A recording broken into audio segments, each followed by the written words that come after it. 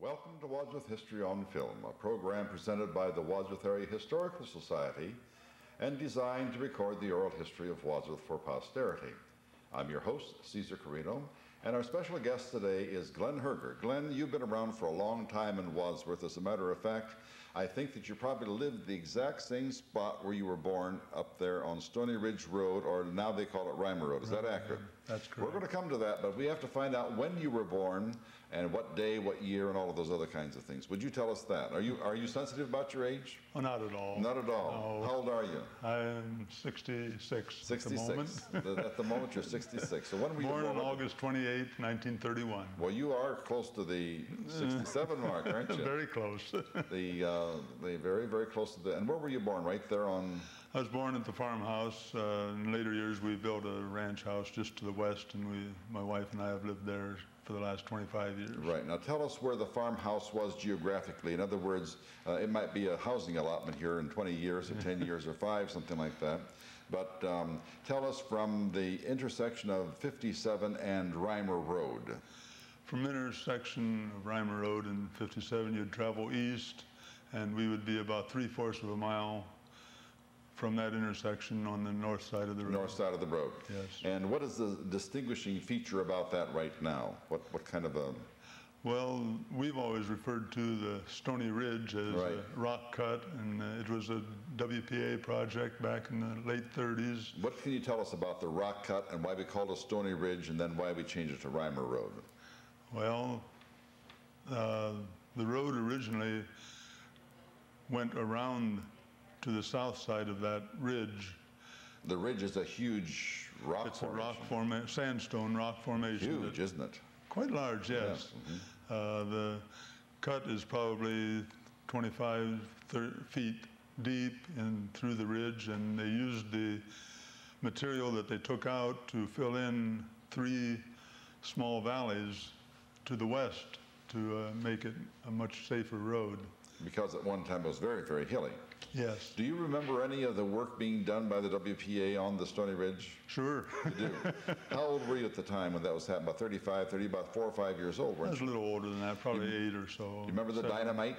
I remember the dynamite. On Sundays, why we were permitted free access to it, and we often collected the blasting wire. The blasting wire, but not the dynamite itself, right? No.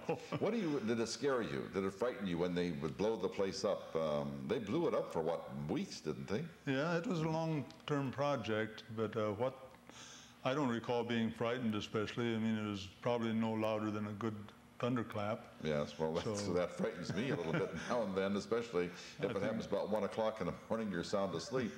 I think one of the concerns of the neighbors was the loss of water supply possibly, and the Farnsworth brothers, excuse me, did have to have a well drilled.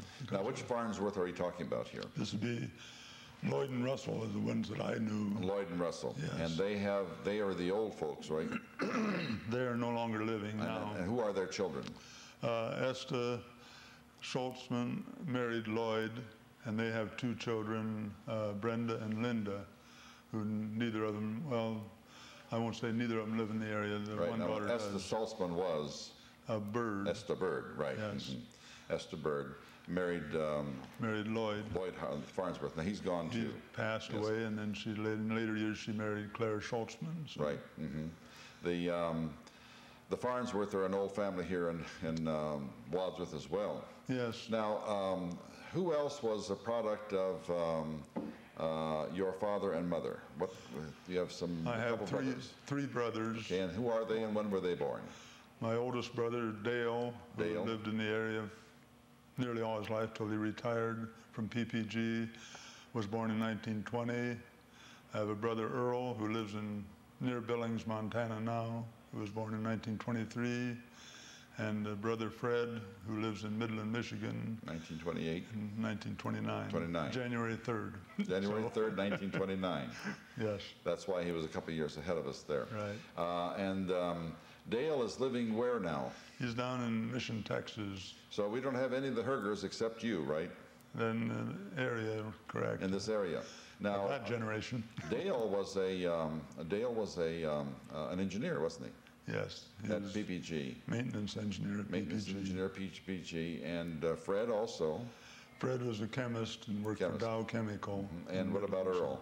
Earl was a chemist also and has taught in 2 or 3 different colleges. Right. And then of late he's been working with an analytical lab in Billings. Now we're going to go beyond your high school days also, but a little later on. But right now, who was Dad Hoerger?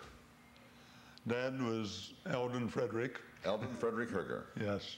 And everyone knows about that who went to Wadsworth Central High School, or which is now Isham School, because he was on the school board for many, many years, and then became the clerk treasurer.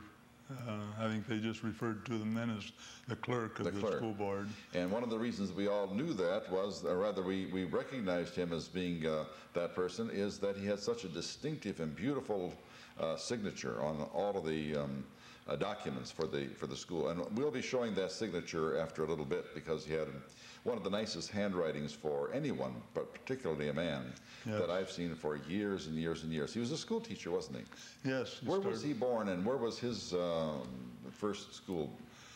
He was born in Holmes County, near just west of Winesburg, about 1.5 miles. Winesburg is south of Kidron, isn't it? Yes. It'd be in the very northeastern corner of Holmes County. And he was born in 1886 and went to public schools in that area. He apparently had a yearning for education at an early age. Learning. And attended, well, in those days you didn't have to have a lot of formal education, but he did attend the College of Worcester in summer several years, and also at Ferris Institute in Michigan during a couple times. And who was your mother? My mother was, her maiden name was Herman, Maria Lorena. Maria Lorena Herman was born also. She was born in near Benton, Ohio, which is another rural small community west of Winesburg. Yes, west of Mount Hope. West of Mount Hope yet even. Yeah. That's right. Down in Amish country, what we would call Amish country today. Yes. She passed away long, well, as a matter of fact, I never knew her. She passed away in 1935. 35. Father remarried then, and 3 years later. And whom did he marry 3 years later? Married a widow, Matilda Matthews Schweitzer Hoerger. And she became my mother, really. Right, and she was originally from Illinois, but had moved to the Lodi area and then to the Wadsworth area, and it was through church activities that my father became acquainted with her, I think. Now, your church activities are extremely important to your family. Which church is that? As a youth, we attended the Trinity United Church of Christ now. When I became married, I joined the Jerusalem Evangelical Lutheran Church. You stayed with the Lutherans, right? Yes. So your family, your father was originally of German descent. Yes. And probably of Pennsylvania Dutch, Germanic, Reformed Church doctrines, right? His grandfather immigrated from Germany, right, and settled in Holmes County. And yeah, they were of the Protestant faith at that time. And what they probably were Lutherans, but they didn't have the Lutherans heavily involved in that. I think of Reformed. Reformed. That's what I mentioned. That the Reformed Church was heavily involved down there. Yes. Now we have Eldon Hoerger, Dad, and your mother, and then your stepmother. And we have 4 of you boys being born, and there are no girls in the family. No girls in the family. We have the same thing. We have 4 boys in our family and no girls. Now, your early days at Stony Ridge Road, or as it is now called Reimer Road, were spent with neighbors. Who were some of the neighbors, the ones to the west and the east and across the road? To the west, we referred to it as a Meekin farm. But I think it was owned when I was growing up by a Clifford family from here in Wadsworth. And which Clifford was it? I can't tell you that. Okay.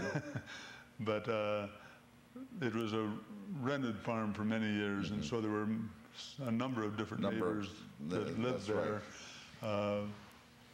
To the south of us, the Meakin farm, or the farm I just referred to, extended up the road a little ways on both the west side and on the south side. And then there was the Ellabrook farm. And Bob Ellabrook is one of the progeny of the Ellebrooks. Bob and Russell lived in the But who was the father? George Ellabrook. George Ellabrook. And he had a son, he had a brother, Michael Ellabrook. A son, Michael. And it was a large family. And a brother also, Michael Ellabrook. Okay. And then Michael had a daughter, Peggy Ellabrook. Yeah. Yes, but they're two different families. Okay. But the George Ellabrook's the one who lived on Reimer Road or Stony Ridge Road. And what about on the north side of the road from where the Ellebrooks lived? Well, that was part of our farm. Part of your farm. But east of Ellabrook Farm was the Pardee Farm, where Willis Steiner lived. And then to the east of us was... Now, before we leave the Pardee Farm, okay. I'm going to have on this program Caroline Pardee, who, and she'll kill me for telling you this, but she was born in 1911, so she is 87 years old. Wow. And she is the great-great-granddaughter of the Pardees, who originally had what they call Chestnut Ridge, which was that vacation home that they have. And she is also the one of those greats. I don't know how many greats there are in there. She'll tell us, however. Great-granddaughter of the first mayor of Wadsworth, and after whom Pardee Street was named, and the Pardees were very, very powerful here, and there's a Judge Pardee and all of that. So we'll be having her. But tell us a little bit, if you will, please, about the Steiners being involved with the Pardee farm. Apparently Willis was a very good overseer of the farm, and I think he was awarded a lifetime lease to the farm. But he's not around anymore. No. No. So that farm has transferred to several people. Now the Birds live there, do they not? The Birds no longer own it after Esta Schultzman's parents died. Why, it was sold, and a gentleman by the name of David Carell now lives there. David Carell lives there now? Yes. Okay. Now that's east of where you lived. Yeah, southeast of our home. Southeast of your home. The farm. Now, let's go back to your house again and go directly east to the farm just east of you. Okay, there was a 19-acre parcel there that included about half of the ridge and mostly wooded area. There were 6 or 8 acres of tillable land, and a gentleman by the name of Russell Phelps lived there. Not Bernie Phelps' brother. No. They're Bernie Phelps was on 57, but they were related, but they were not brothers. I want to make that see, what we have to do is try to discern the relationships between people here. Bernard Phelps, who had about 7 children, did he not? I believe so. Lived on 57, south of Stony Ridge Road, and south. The corner of Blake and 57. And this Phelps lived on the north side of Reimer Road, or Stony Ridge Road. And they were cousins, I believe. He had lived on 57, just about across from Bethany Friends Church, where Bethany Friends Church is now. Which is just a little ways up from where Bernie lived. Yes, but there were... Opposite side of the road, though. Same side. On the same side? Yeah. Okay. We later knew it as the Harpster Farm. The Harpster Farm. All right, fine. And we know where that is. Yeah. And then to the north of us was the Farnsworth Farm, which went back to a previous owner, I think of Forney, who was one of the founders of the injector company, had originally owned it before the Farnsworths did. You were actually physically born in that house where you were. Yes. That's what we did in those days. Right. I was born right there. I was born in my house, in my home, as well as my brothers were. And your brothers were probably born in the house, too. And yes. Dr. Miller was the attending physician in those days. Dr. Miller, ours was Dr. Johnson. Okay. Dr. Johnson. And he came to our house after I was born, or while I was being born, because there was a big snowstorm, and my father actually helped deliver me, or whatever they do. I have no idea what they do. But that was what they did, and I guess we got along fine without... Seemed to. without any of that thing. Now, Glenn, we will run out of time unless we get some of these other things taken care of. So let's go from to age 6, and you went to centralized school, and tell us what your memories were there about teachers and friends and with whom you played, and those kinds of things, so we can bring out that portion of the history of 1937 and on. Well, we started the school, and it was probably when we were in the 4th grade why we entered the Second World War, and that brought about changes in the school system because there were, as I recall, there were no men teachers. No men at all, not one. Vernon V. Osham was the last man, and he left. Yeah. He was the principal. Who was your first grade teacher? Miss Kuhn. Bertha Kuhn, now dead. Yes. And she has relatives here in town. Yes. We have Wanda Blackwood, who was a niece of hers, and actually, our one daughter married a next generation from Wanda. Oh, really? Child. Okay. It'd be Dolores Kuhn, it was her maiden name. She's married to Arthur Boone, and their son was David, and he married our one daughter. So. Oh, okay. Well, a little more, you would have never realized when she was your your first grade teacher that now that would be your granddaughter, right? Yeah, no, a daughter. Your daughter. Yes. Oh, your daughter. Okay. Your daughter would have married her probably nephew. A second, yeah, I guess. Yeah, grandnephew. Right. Never thought of that. Then about second grade teacher. Before I forget Miss Kuhn, I remember she had a little store as part of our learning experiences, and different empty food cans and so forth, but it was a way of learning different things, and it was kind of, I think it was a unique feature to her teaching, but second grade teacher was, and also the third grade teacher was Mrs. Gates. Mrs. Gates, right. There were Laura Gates. Laura Gates. There were too many students for just one second and third grade at that time, so they put the extra ones in a divided or a combined class of second and third graders. And you remember Mrs. Gates how? She was a good teacher, but stern. Stern, very stern, very strict. I had H. May Vining, who was Mother Teresa's little sister, as far as I was concerned. Just a wonderful, wonderful, kind lady. Yeah. Now, you had mentioned that Miss Kuhn had taught you, what, arithmetic probably, with that little store. Yeah. Well, I had her the previous year, and she had that little store as well. And she had many, many stories that she would tell. Many were Bible stories, and we would have these little stories. And one of the stories was about an elephant. And she said, asked the class, I can still remember this as if it were yesterday, has anyone here ever seen an elephant? And I raised my hand. But you understand now, I did not speak English, so I didn't quite understand what elephant meant. So I raised my hand and said I did. She said, where? I said, in our cornfield. Well, she said that was a lie because there are no elephants around here. I was scared to death. I didn't even know what a lie was, but I know it was bad because she had a frown on her face. I'll never forget that.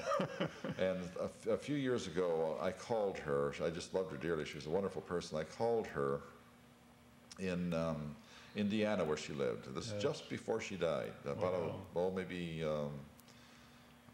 months. I mean, like 3, 4, 5, or 6 months, something like before she died. And she had not seen me for 60 years. 60 years. And she said, oh, absolutely, I do remember you.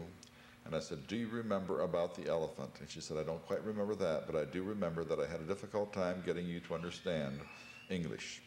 She didn't remember that. Well. Then third was Mrs. Gates also. Fourth was what? Miss Porter. Eleanor Porter. Eleanor Porter. Right. And then she married a person whose last name was Poor, P-O-R-R, Eleanor Poor. Oh. And she lived. I lost track of her. Yes, and she lived on all the way down on what is now Silver Creek Road to the next to the last farm on the east side of the road before you come to the South County Line Road in Wadsworth. I remember the farm, yes. Big farm out there. Fifth grade was? Fifth grade was Mrs. Foote. Mrs. Foote, Eugenia Foote. Yes. Who then became the principal during the war after Vernon V. Osham left. Well, Miss Heineman had become the principal, and then Miss Foote. Then grade 6? Grade 6 was Miss Huff. Everyone had Miss Huff. Now you talk about everybody story. Remembers Miss Huff. You bet. I went to her funeral. Did you? And the teachers who all came to pay homage, and there were so many of them, all could tell just grand stories, but yes. None could really match the stories that we could tell about Miss Huff. I'm sure. She's a wonderful person. Well, we're not going to go through all of the teachers, but you went to the 9th grade at Centralized, did you not? Yes. And while we're at Centralized, who were some of the people that you played with, boys and girls, perhaps? There were a number of classmates. Eugene Silchuk was one of our classmates. Leo Smith, who lives on Leatherman Road now. On Leatherman Road. Silchuk, Eugene lived on Seville Road. Seville Road, correct. And of course, we were shy with the girls, But now let me ask you a question. You weren't shy forever with the girls in your class, were you? Oh, it took a while. Took a while. How long did it take before you married one? 27 years. 26 years. Whom did you marry? I married Janet Freed. Janet Freed. And what class was she in? She was in the class of 54. Which is? 5 years later than ours. Later than yours. Yes. So when the time that you were in the 5th grade, she was a 1st grader. That's correct. And just out of curiosity, do you remember anything at all about Janet Freed in Centralized? No. Not at all? No, I don't in Centralized. What about high school? Our families were somewhat acquainted with each other because Janet's father and my father were both on the school board at the same time. Right. Mm-hmm. And his name also started with an E, didn't it? Beg pardon? His name, his first name was Millard. Millard Freed. Yes. F-R-E-I-D-T. Right. We have 3 different Freeds in Wadsworth: F-R-E-E-D, F-R-I-E-D, and F-R-E-I-D-T. And Is that correct? Yeah, I think so, but I think hers was I'm sorry, F-R-I-E-D-T. Yeah. That's right. Mm-hmm. Now, if I'm wrong, I'm in hot water. Well, you were in really hot water if you're wrong. But, well, I'll tell you what, we'll just have both. All right. You can say that we had a little guessing game there, yeah. Whether it's F-R-E-I-D. I think it's F-R-E-I-D-T, but I'm not positive, F-R-E-I-D-T. But we'll check that out. You will hear about it as soon as this program is aired. Yes. Now, we're going to come up to your marriage, but we aren't there yet. You went to Wadsworth High School, yes. And you graduated in 1949. And at the time that you graduated, who was the superintendent? Superintendent was Mr. Burkholder. Morris Burkholder. And the principal was? O.J. Work. O.J. Work, right. Yeah. From there, you went where? I started with my father in farming and started purchasing some cattle and some equipment as my resources allowed me. And of course, back then, it was not the financial strain that it is now. Well, talking about financial strains, we're going to talk. Let's do it right now, as a matter of fact. This is a book that my father kept as a young person. And let's go all the way back to 1912 when he first started this, and we'll see his beautiful handwriting. Now look at that handwriting. Isn't that beautiful? Just absolutely beautiful. Now, on January 1st of 1912, he paid his personal taxes, the first half of his personal taxes. Get this, $1.26. Then on the 7th day, he went to Sunday school and church, and his donation to the Sunday school and church, 6 cents. On the 7th day also, he splurged and bought candy for 10 cents. Then a haircut on the 12th, paid 15 cents. And for stamps, on the 12th, he paid 7 cents. He probably got about 7 stamps. And then on the following Sunday, he went to church and Sunday school and gave 5 cents. And then on the 17th, he bought some postal cards for 5 cents. And oh my heavens, it goes all the way down. Now the big one here, the big expenditure for the month of January of 1912 was $8.82, and that was the total of everything that he had spent that month, $8.82. The big one was his horse was shod on the 26th of January, and he paid $1.40 for that. Then He went to dinner and lunch on the 27th. Dinner and lunch. And it cost 45 cents for the two of them. This is 1912. He got a pair of rubbers on the 29th, and he paid 90 cents for it. Now let's go all the way back to August when he was married. And I think this is absolutely hilarious. He brought forward $31.70, and I suspect that was his year's earnings, or the savings. And during the month of August and, well, the whole month of August, he spent quite a bit of money because he was married that month. That's correct. Now let's see here what he did. Here again, he had dinner and lunch, and this was 4 years later, and things were a little higher. So for the dinner and lunch, he paid 80 cents.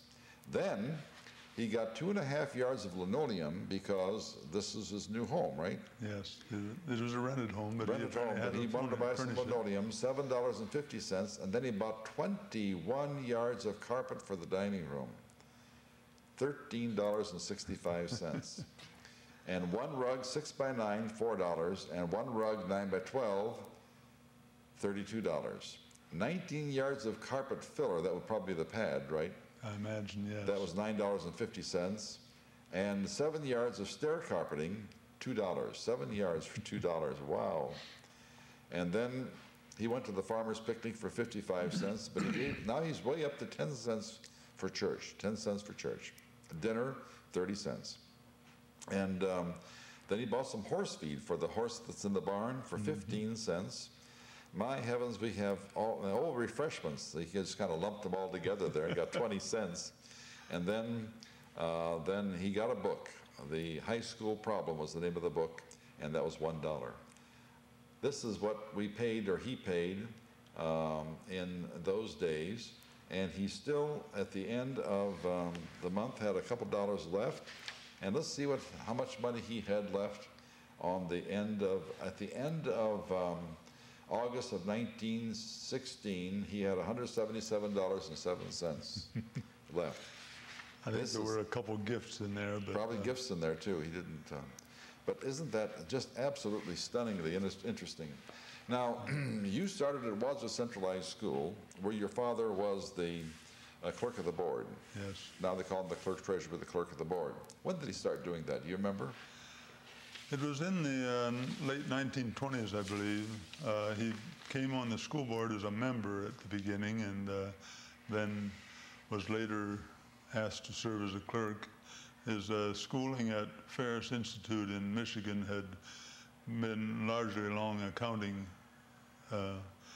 lines, and so he apparently was qualified enough to have the job, and apparently did a pretty good job over the years. He might have been the clerk of the board when the centralized school, or Isham School, was first built. I mean, the building that is remodeled. There now. Right, remodeled. Here's a picture of it. In 1926, the opening of Wadsworth Township Centralized School, Monday, September 13th, 1926. There's a tree planted right there, and there was a tree planted right here. My oldest brother, Chris, planted this tree right here. Wow. And on the occasion of the 50th anniversary of his graduating from high school, they chopped that tree down. And I had so wanted him to be the person to chop it down since he planted it, but he was dead by that time, so we didn't see it. Now, one of the things I'd like to mention here is that the president of the board at that time was Earl Fraze, Harry Wilson was vice president, W.L. Good was the clerk, A.G. Abbott was a member, and S.K. Rohr was a member, and J.H. Leatherman. The teachers in first grade was Mary Zahner, second grade H. May Vining, third grade Pauline Harmon, fourth grade Mildred Constable, fifth grade Ethel Gardner, sixth grade Margaret Wirtz, supervisor of vocal music was Ruth Christman, art and penmanship was Grace Sheets.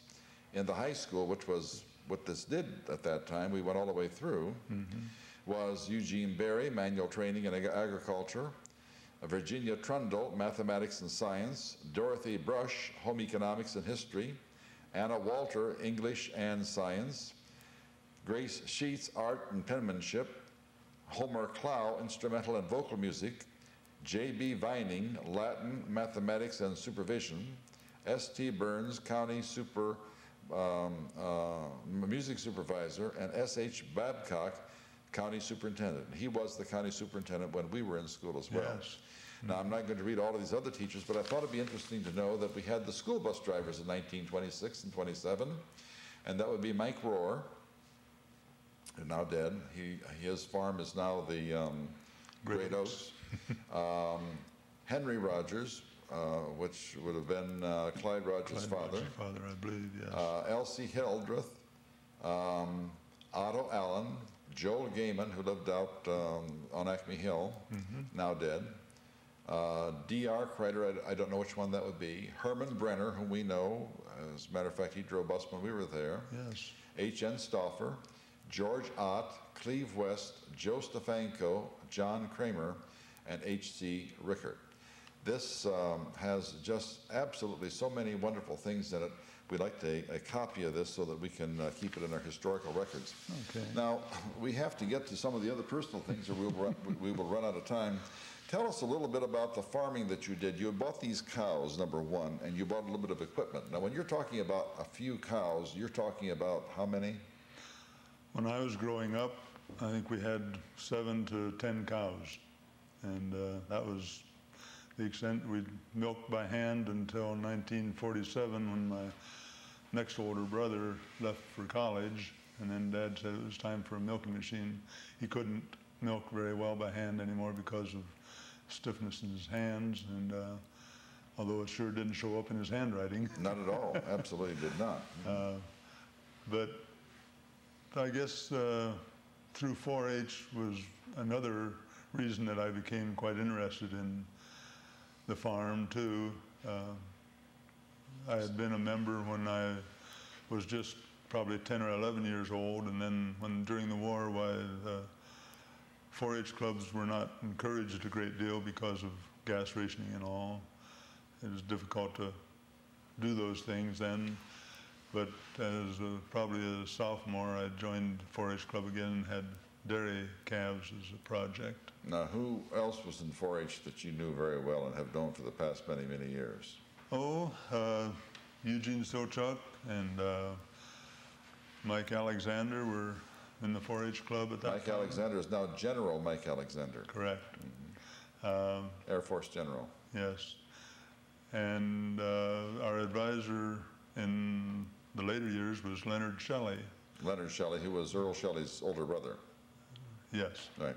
Now, were there any girls in this that you remember very, very well? There were no girls in our club, Not but in your the girls had a 4-H club of their own. And that they met at the same time quite often, and that's how I got acquainted with Janet. Oh,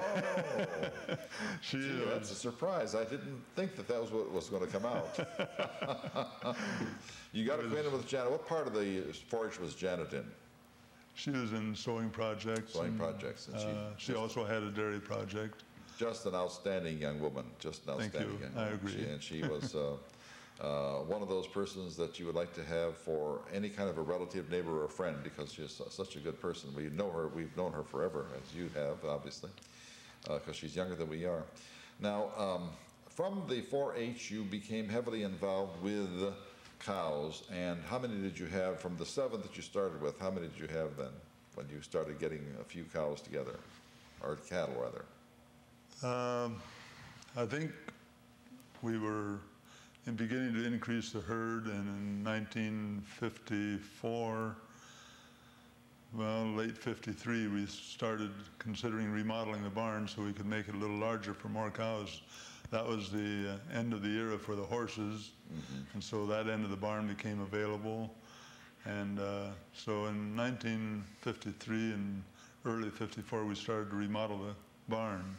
However, in fall of 1954, Uncle Sam had different ideas. He had different ideas for you. And what did you accept the invitation? Well, I went in as a U.S. As a U.S., which meant that you were drafted. Right. And your first 2 numbers were 52, right? 52384055. Right. That's right. You never forget that for some reason. Mine is 52 198 104. Yeah. I was sent to basic training at Fort Sam Houston, Texas, and from there we were sent to Europe, the European Theater, a station near Stuttgart, Germany, for the remainder of the 2 years. And then I returned in August, or late August, first part of September of '56, and we started rebuilding the herd again. During my away years, a friend of mine, Roger Coppice, had kept some of my milk cows, and then I got the calves from them as I started back into farming. Right, let's talk about Roger Coppice for a minute. Mother and father were Levon Coppice and Henry Coppice. Harold. Harold Coppice, I'm sorry. Yeah. Harold Coppice. Brother Virgil, sister Violet, sister Miriam. Miriam is a sister. Miriam. Yeah. There's a sister, what did I say? You said Violet. I thought. Oh, no, yes. Virgil and Miriam and Roger. Yeah, I don't know, right, Violet. Mother was an algebra teacher, and father was a farmer. Father worked at one of the shops here in town also. Did he? Injector, I believe, right. Injector or match. Match, one of the two. Well, there aren't too many more choices at that time. Right. So, but the wonderful people, Roger and Virgil are still, that's where I got the Virgil. Virgil instead of Violet, Violet instead of Virgil. Virgil Coppice is retired from the school systems in probably Buckeye. Buckeye district. And Roger is retired from what? Farming. Farming. And out of Chatham. Out in Chatham. Now then, how many cows did we finally get? How many? Oh, we increased the size of the barn to accommodate 18 instantions, and if we were really crowded, we could crowd 2 more in a sort of an alleyway. So we were at that size herd until 1982, and then we increased the size of the barn to accommodate 40. And then in 91, I guess, we dispersed the herd. But you're up to 40 cows. Yeah. Which was not a huge herd at that time. Not a huge herd. No, there were some people who had 100 in the herd. Yes. But it was a huge herd compared to the 7 that you had from the beginning. Right. And certainly you had more mechanical equipment to help you, but nonetheless, it was still a lot of work. Did you have hired help? In the summertime, we usually hired a family of, happened to be a family of boys that they could spare. They were also farmers, but they were willing to let one of the boys come each summer, and that was the Martin family, Reeland Martin family. Right. And so John Martin, who Wadsworth all knows, was one of our biggest summer helpers. At this time, we all know John Martin. Tell us why we all know John Martin. Well, John Martin is involved with sports and teaching in Wadsworth High School. Right, and he was one of your helpers. Yes. And so his children are very well known in the area. Very well known, right. You see, one of the things that we have to do on this program, and incidentally the Historical Society is growing greatly as a result of the program. I shouldn't say result of the program, as a result of having so many people like you who are, as you are, willing to come forward and to give us your history, and so many people are interested in the various histories that people call regularly to see if they can join the Historical Society. And yes, and by the way, we are not a bunch of old fogies. We have more fun. We had a picnic not too long ago. There were 10 90-year-olds in the front row. We couldn't keep them down. Well, oh yeah, they were alive, and we have more fun at our meetings than almost. We will challenge any organization, including the Lions Club, about having more fun at our meetings than they do. And while we're at that, we need to also say that we are indebted to WCTV, because their help here is what really can produce these programs. They need all of the volunteers possible, and I have volunteered myself to ask for other volunteers, because most of our people are a little bit on the older side. And they don't have a real affinity for running cameras and things like that and going to sporting events. But if people want to do that, there is always a need for that. So we would like to have them. Getting back then to the hired people, hired hands. Did you have any other hired hands besides the? I had a cousin for a couple of years that helped out, and like I say, John Martin, there was Neil Martin helped us one year, and his brothers, Bruce, and yeah, now I can't think of the other one. You know, I mean, we all have those senior moments.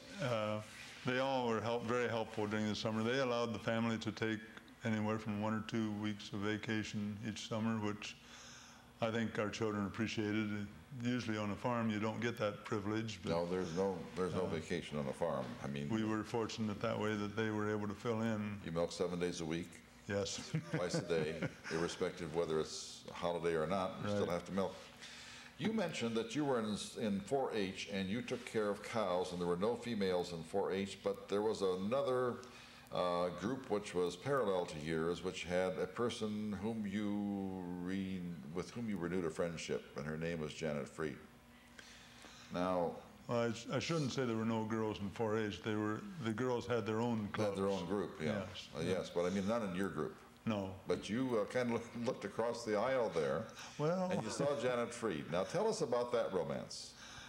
Well, it started out, it happened to be leap year, and I guess Janet felt she had a liberty then. And so she invited me to a belling for her cousin. And hey, what? A belling? Tell us what a belling is. That is a word that has not come up at all. Well, I shouldn't say at all, but we haven't heard it. Tell us what a belling is. It was kind of a celebration after a newlywed couple returned home from their honeymoon, why friends and neighbors usually came around some evening and made a lot of racket and invited themselves in for an evening of fun. Mm-hmm. And who was the cousin, and where did she live? The cousin was Beverly Rumberg had married a Victor Plessinger, and they were living down towards the Worcester area at that time then. And that was a cousin?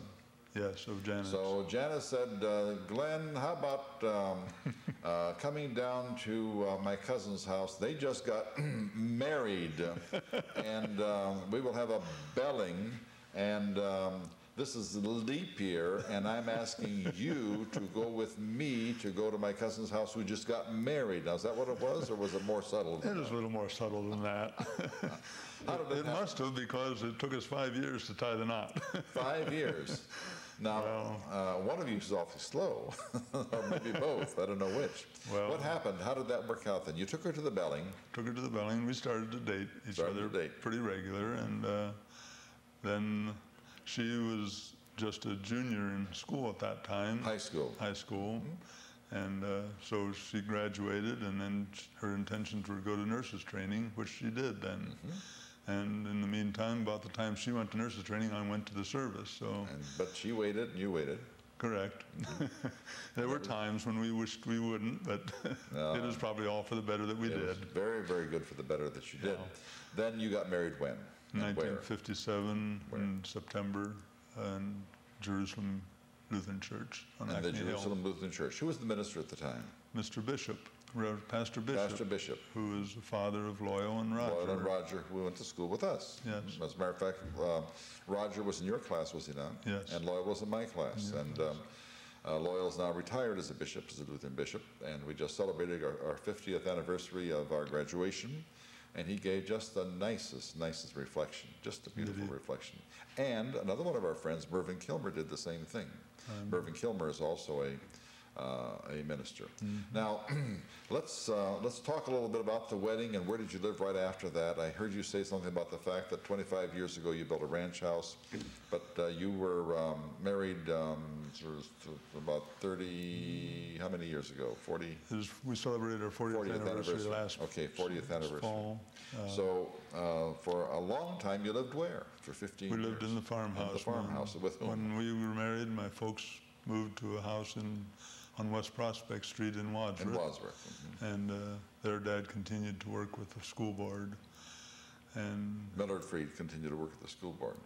No, my father. Oh, your father. Oh, wait. Oh, yes. Clerk. I'm sorry. He worked with Bill Heil then. Bill Heil as assistant clerk. Yes. There's a letter here, as a matter of fact, from the Board of Education accepting his resignation. I'm going to read this. It's just very, very nice. And we don't do these kinds of things anymore, but you know, that just shows the class of people like our school people. Bill Heil wrote this and said, July 1st, 1965, and that's 33 years ago. when he retired. He said, "Dear Mr. Hoerger, the Board of Education at their meeting on Tuesday, June 15, 1965, passed the following motion. A motion was made by Durhammer, seconded by Kreider, that the resignation of Mr. E.F. Hoerger for purposes of retirement be accepted as of August 1st, 1965, and that a letter of appreciation be drafted by the clerk expressing the board's and community's appreciation for his efforts for the past 42 years of service to the Wadsworth school system." That's a long time, 42 years. Yes. Further, that a commemorative tree be purchased and placed in the front lawn of Isham School with a suitably inscribed plaque dedicating this tree to Mr. Hoerger. I would like to add my personal wishes to you that you will have a long and happy retirement. Replacing you will be an impossible job. However, we know that you will be able to call upon you, we will be able to call upon you from time to time as we run into snags. Sincerely yours, Bill Heil, well, William Heil, Clerk Treasurer. And I want to recognize here that Bill Heil, first of all, he's going to be on our program. But the thing that I want to recognize here is that he knows what a comma fault is, and he took care of it appropriately. He had two independent clauses, or two independent clauses here, and he separated them by a semicolon. And I'm pretty proud of Bill for having done that. This was on July 1st, 1965, and I'd like to just share this little bit right there. And this is a penciled in, just a very beautiful, this is so precious to you. I'm sure that you would, if your house were to burn down, you'd take this out first. It says, acceptance of resignation by Board of Education. And then Mr. Hoerger wrote before his death, he said, this is not of much importance, but someone of you might like to preserve it. Dad. What a beautiful tribute. 42 years in the schools, 42 years in the schools. I might add that Dad had a very high regard for Bill Heil. Oh, yeah, well, Bill's a great person. We all know that, and we certainly do appreciate all of what Bill has done, too, for the schools. He has a long legacy, and we're going to try to get that legacy on tape here as soon as we possibly can. So that'll be great. 25 years ago, 40 years ago, you started your housekeeping. Then it was not all cows, and it was not all farm. What about family? What happened to them? Where'd they come from? Well, just to add a little more to the farm. Okay. Well, you will let me come to the children, won't you? Oh, I will. Okay. They're the most important crop we had. You bet. We're more than just a dairy farm, yes. When we started out, we were pretty much a general farm. We had chickens and hogs, swine. How many chickens did you keep? About 350. And for eggs? For eggs.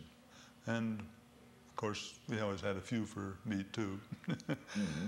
But, and we'd keep 3 to 4. Later years got up to 5 or 6 sows and fatten out their hogs from their litters. But I think the chickens were the first to go as we became more specialized in the dairy, and then the hogs finally went when we had to tear down those buildings for the addition to the barn for the more cows. So it was a progressive thing, and we also started to rent more land in the neighborhood as the years went by, as the equipment got larger. And how many acres did you farm finally? I think we were up to a little over 250 250. acres. So you're one of the very last of the large farmers in the northern quadrant, northwest quadrant of the city, or of the community. Our farm, since I retired, has been farmed by John Long, who lives at the... It's John Long Jr. All right, John... Father was John Long also. Father was John M., and this is John W. Okay, John W. Not a junior, but young right. John. Right. Whose sister is Mary Long Greiner. Correct. Right. Who lives just on a lot off of their farm. Right, and Mary Greiner is a tremendously hard worker for our association. Good. She's on the program committee, and what a great find that she was. And she has so much history. And I'm sure. The Long family has a great amount of history. They should have a long history. I interviewed her for as a school secretary, but I'm going to interview her also as a member of the Long family later on. We have so many lined up that takes a little while to get through them. We can get just so many times a week that we can do this, but we're going to get her. Okay, we'll get back to the family now. Okay, now then go back to the family and tell us about your best crop that you had. Our best crop was our children. Who are they and where are they? Christine was born in August 9th of 1958, and she is now married with 3 children and lives on Seville Road on part of the old Coon farm. Okay, isn't that something? Yeah, the farm about Bertha Coon's farm on Seville Road, Yeah, where she used to take us for picnics. correct. Right. We got to roll down the barn bank. That's right. We rolled down the barn bank. We went for picnics there, and now your daughter lives there. And that on a parcel from that farm. Yes. Parcel from that farm. And whom did your daughter marry? David Boone. David Boone from, who is the Coon relative. Right. Right. Then Christine is the oldest. Christine is the Who's oldest. next? She went to Akron U for 3 years, I think, and then got married and has raised her family of 3 children: Joshua, Emily, and Jacob. There are 4 of them. Joshua, Emily, and Jacob. I mean, we have Christine, Okay, Joshua, our Emily. children. Yeah. Okay, the second daughter is Oh, I'm Faith. sorry. Those are grandchildren. Those are grandchildren. Oh, great, great, great. Okay, fine. Mhm. The second daughter is Faith Marie, who married Mark Williams.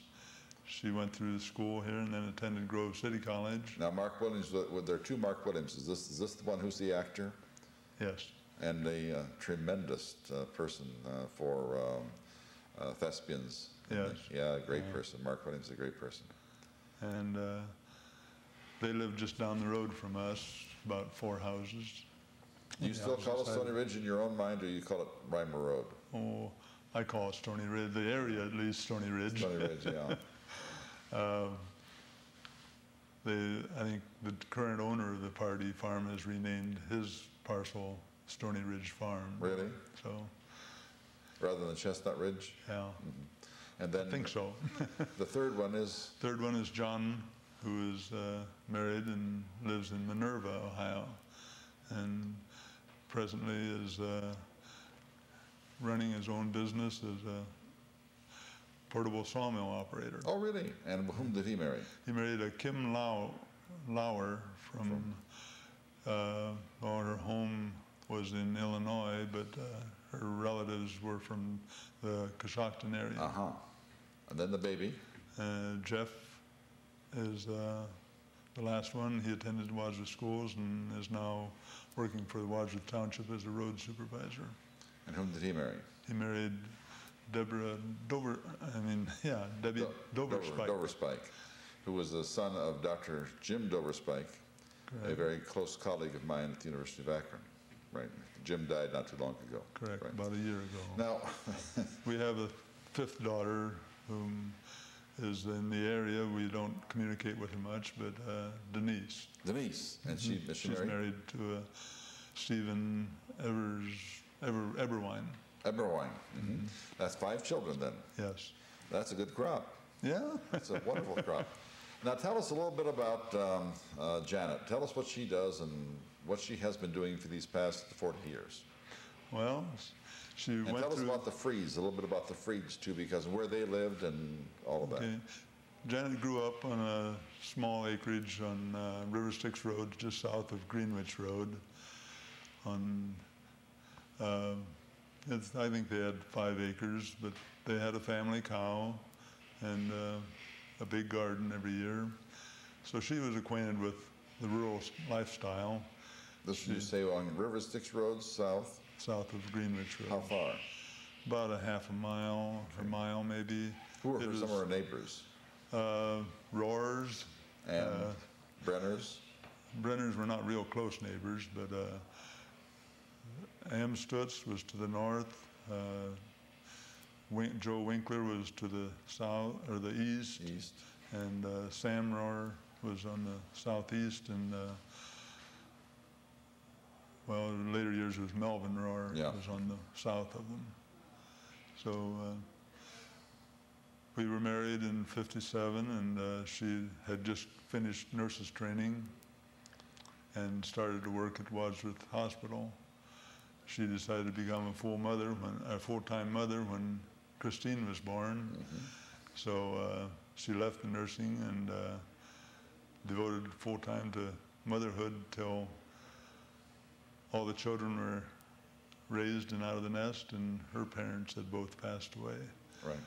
Janet took care of my mother when she was a nurse's aide. That was back in 1954, September of 1954. My mother was there for a cancer operation, and she took care of her. Wow. And, very, very tender, and I can see why she would be a good nurse. Tell us about her brothers and sisters. She has two brothers, older brother named John, who works at Wadsworth Station Door here in Wadsworth and lives on Blake Road, just west of River Styx Road. John Freed.